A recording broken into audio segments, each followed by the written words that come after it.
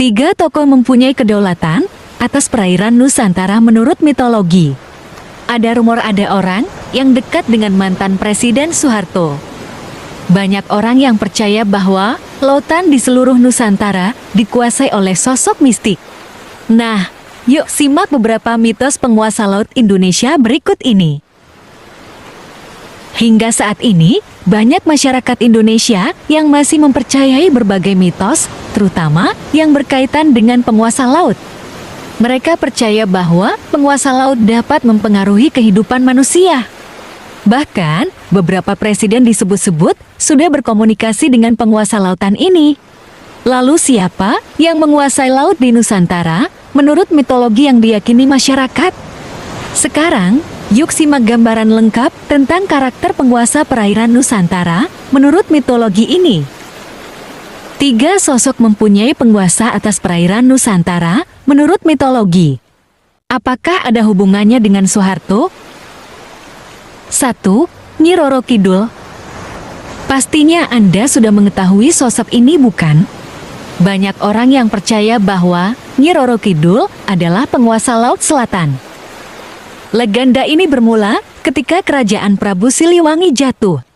Kejadian ini membuat ratu memilih lari menuju laut. Karena ilmunya yang tinggi, sang ratu mengubah dirinya menjadi dewi. Ia kemudian melahirkan dua orang putri yang diberi nama Nyi Masari dan Nyi Roro Kidul. Nyi Roro Kidul kemudian memerintah pesisir pantai selatan atau Segoro Kidul. Selain itu, Nyi Roro Kidul dikabarkan dekat dengan Presiden Soekarno dan Soeharto. Bahkan, banyak pihak yang meyakini Nyi Roro Kidul melindungi Soeharto agar bisa bertahan lama berkuasa. Penguasa lautan Nusantara menurut mitos nomor 2 yaitu Dewi Lanjar. Jika Nyi Roro Kidul adalah penguasa laut selatan, maka Dewi Lanjar adalah penguasa laut utara. Menurut mitos yang beredar di masyarakat, Dewi Lanjar awalnya adalah seorang wanita biasa yang kehilangan suaminya di usia yang masih sangat muda. Kemudian, ketika bertemu dengan Panembahan Senopati, Dewi Lanjar disarankan untuk bertapa di pantai selatan. Berawal dari pertapaan itu, dia bertemu sang ratu pantai selatan dan memohon untuk menjadi anak buahnya. Setelah bergabung dengan ratu pantai selatan, Dewi Lanjar diarahkan untuk menghalangi Raden Bahu dalam upayanya membuka hutan di Gambiren. Sayangnya, upaya tersebut gagal dan kegagalan tersebut membuat Dewi Lanjar enggan kembali ke pantai selatan.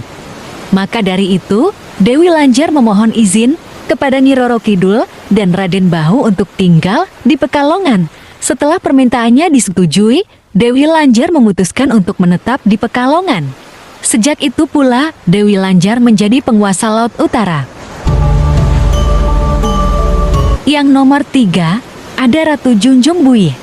Ratu Junjung Buih yang diakui sebagai penguasa lautan di sekitar Kalimantan merupakan putri dari Kerajaan Amutai. Menurut legenda, pembedanya dengan putri biasa adalah proses penerimaannya melalui bertapa.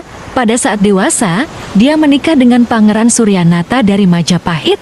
Dan dari pernikahan tersebut, lahirlah anak-anak yang kelak menjadi raja di Kerajaan Dipa, Daha, Kesultanan Banjar, dan Kepangeranan Kota Waringin. Selain itu, masyarakat Kalimantan meyakini bahwa Ratu Junjung Buih melindungi Selat Karimata. Bahkan, banyak yang meyakini bahwa Ratu Junjung Buih terlibat dalam menyembunyikan pesawat Air Asia KZ-8501, sebuah peristiwa yang menghebohkan dan meninggalkan banyak misteri hingga sekarang.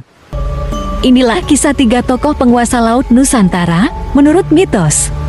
Terima kasih telah menemani kami dalam menjelajahi sejarah dan legenda di Indonesia melalui video ini. Semoga cerita-cerita yang telah kita bagi dapat memperkaya pemahaman kita akan kekayaan budaya dan warisan nenek moyang kita.